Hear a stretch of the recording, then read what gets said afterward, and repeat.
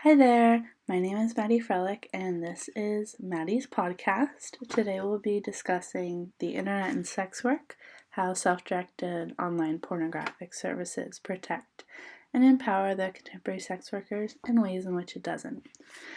To begin, the career of sex work is a sector of the informal economy that has accompanied humans throughout their development. In the industrial and post-industrial Western world, sex work in an urban sense has always existed in various forms, such as street walking, pornography, brothels, high-end club services, etc. Essentially, any work that involves the selling of sexual services or materials to consumers directly or indirectly we can categorize as sex work. As society changes, particularly in the technological sector, the ways in which sex work is created and distributed changes and adapts to the opportunities available and the demand in place, the same as any other part of the economy. Particularly, the internet has created new opportunities for sex workers in the form of self-directed pornographic services. Sex workers with the skill and opportunity to form their own online platforms are able to control many more aspects of their work, such as wages, hours, safety, and material, and in the process become more entrepreneurial. In this podcast episode, we will discuss and explore through a feminist lens the newfound agency the internet has allowed sex workers to have, particularly in the form of OnlyFans, and the pros and cons associated with that. OnlyFans is a website domain that operates on a subscription and requested content basis where creators can share their own pornographic material. According to an article by Influencer Marketing Club, the website was created in 2016 and stands to be one of the largest platforms for online sex workers to date. With approximately 30 million users and 450,000 performers, creators can make as little as $200 per month up to hundreds of thousands of dollars in some cases. Consumers can subscribe to various levels of membership, usually on a monthly basis, and can request custom material on all different pay scales that vary from performer to performer. And 20% of that goes to OnlyFans commission. Material varies from performer to performer and adheres to many different genres of pornography, including fetishism, and eroticism. And performers also collaborate on the app in many forms, such as threesomes, mutual masturbation, etc. Essentially, any consensual and legal pornography is allowed. Only after OnlyFans takes its percentage of the worker's generated income, the rest is directly deposited to the workers every 21 days. And there is supposedly a minimum of $200 before it can be deposited. It should be noted that when discussing OnlyFans, it is hard to come up with concrete data to support generalizations, as the platform is highly corporatized, as well as other platforms such as Pornhub. And so, but there is a fair amount of subjective gray data on sex work, particularly from sex workers themselves who give self-report in experiences and income. Before focusing on OnlyFans specifically, it's important to look at the reasons as to why sex workers may be drawn to migrate to the online space in the first place. A main reason for why many choose this line of work is because there's a removal of third-party managers. Suddenly you are your own boss. By being able to set up an online business, a worker now has the ability to regulate when they work, which in turn results in a more stable and less stressful way to earn income. According to Sophie Pizzuto, a researcher with the Australian National University, this change was largely spearheaded by transgender individuals who were looking for a more stable way to earn income for their work, which was not yet a reality in the pornography industry. Pizzuto coins these individuals as porntrepreneurs or entrepreneurs in the sex industry. Within the groups that she studied in LA and Las Vegas, Pizzuto found that entrepreneurs gained more agency in their online work from the removal of third-party agencies and were able to earn more lucrative incomes from one main source rather than several small sources, which in turn is much easier.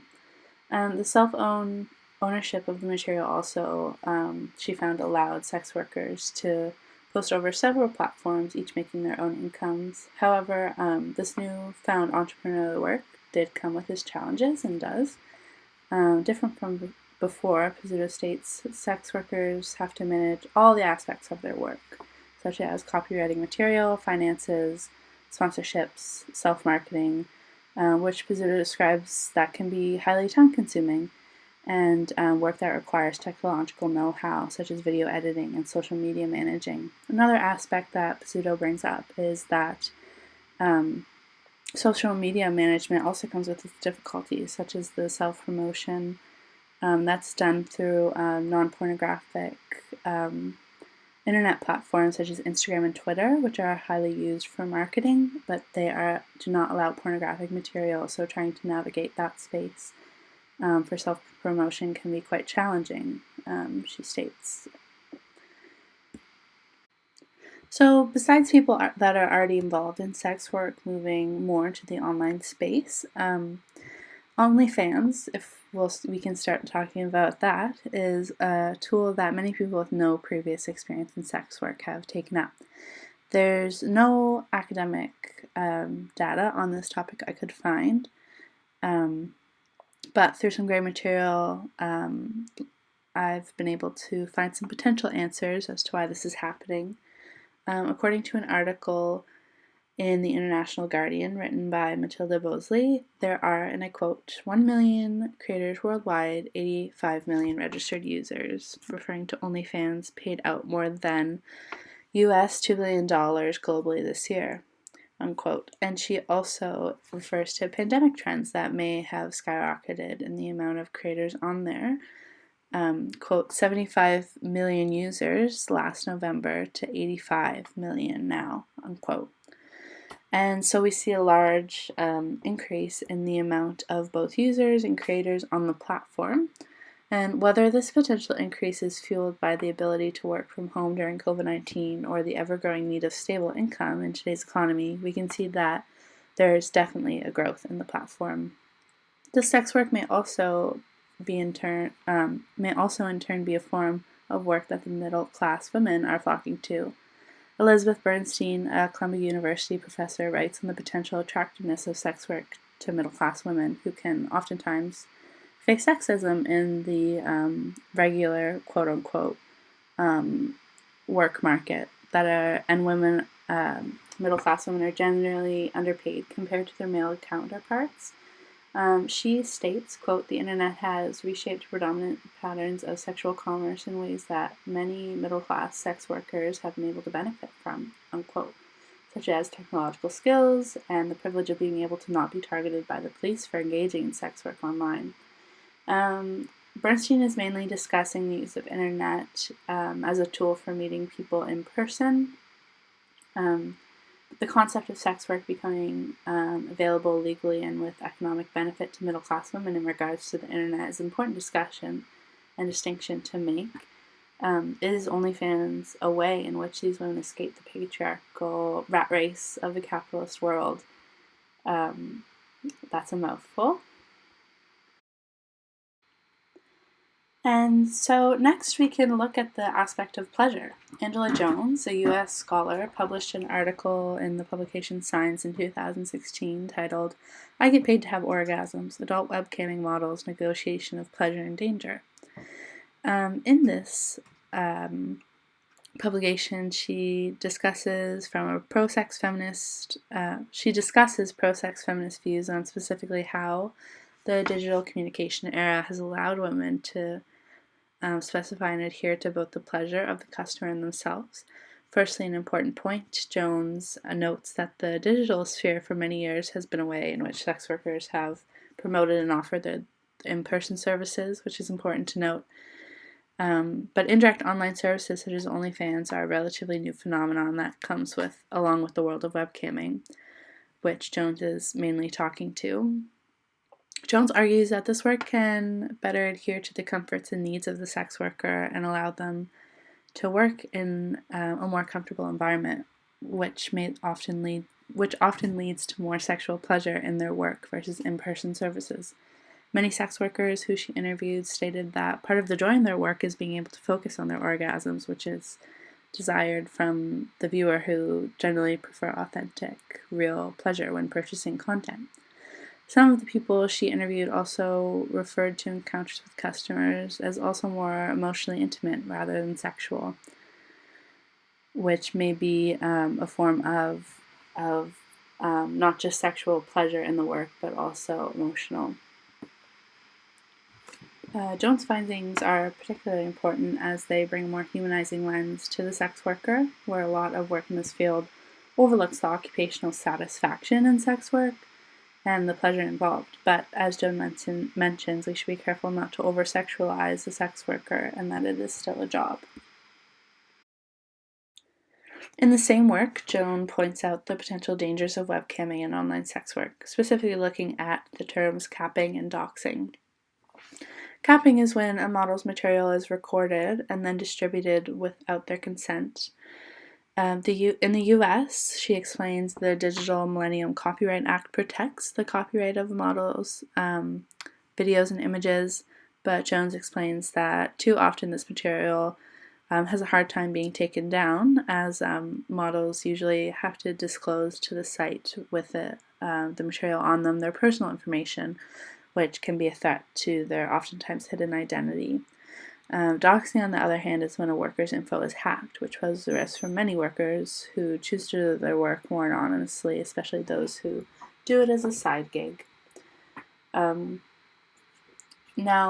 in terms of identity mining or doxing is especially a hot topic with the platform OnlyFans. Many creators on OnlyFans, for them, it's a side hustle and not something they might want to widely share in their personal, professional lives. For example, a New York Times paramedic identity was leaked by the New York Post of her OnlyFans side gig, which essentially blew up on the internet. And it turns out OnlyFans was the way that she made ends meet alongside the low paramedic wages.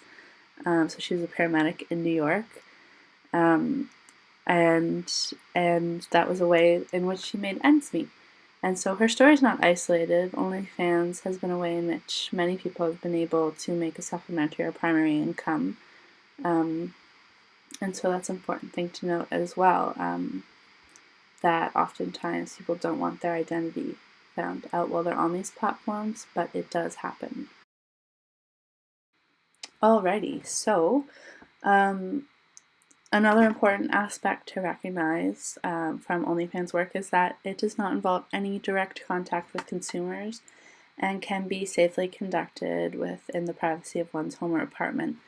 So with in-person sex work, you would obviously be meeting consumers, buyers of the work, and even in the pornography industry, you are around those third-party managers, other actors, film crew, etc. But in another work of hers, Angela Jones, there's not a whole ton of academic work on this, and Angela Jones is a great writer. And in her work, Sex Work in a Digital Era, she writes on the effect that that online work minimizes encounters with police, which is an important aspect to look at. And she talks about that workers report fewer interactions with police while working online. And with this, it may result in, we can infer from this that it may result in lower police violence rates, as where interactions with police lower, so would violent rates possibly. And that would be especially important among BIPOC and Black, Indigenous people of color and LGBTQIA+ communities. Online platforms like OnlyFans also require content creators to go through an identification process to verify their identity, and this may prove trouble for some sex workers that are perhaps undocumented immigrants or migrant workers. A group of 10 researchers in their article Behind the Screen, Commercial Sex, Digital Space, and Working Online discuss the ways in which the internet has shaped in-person encounters. Their work focused mostly on the data collected from the University of Leicester in a study called Beyond the Gaze, which found that only 66% of migrant sex workers use online platforms versus 83.2% of British citizen sex workers. This may suggest that identification required through online platforms may create barriers for migrant sex workers, and this could be happening across the world. Again, there's not a lot of verified data on that. And their work should be taken with a grain of salt, as it does not directly correlate with strictly online services like OnlyFans, and they are talking about UK statistics. But nonetheless, it should, the intersectionalities of who this online work is accessible to is an important aspect to discuss. And so in conclusion, we can see that sex work through online platforms such as OnlyFans may allow workers to have more agency in the aspects of their work, particularly in the financial and entrepreneurial ways, but these benefits can't be considered without the harsh realities of the internet that are among all aspects of the internet, but particularly looking at them in a sex work environment. They can definitely have those negative impacts. Overall, it's evident that this topic of study requires much more research to be able to better analyze how these impacts affect the many intersectionalities of the modern-day sex worker, and also to be able to understand and ensure a safe environment for these workers in the online environment, and as it changes as technology does. So thank you for listening to my podcast episode. You can also find linked on Moodle the sources used in today's podcast. Thank you very much. Bye.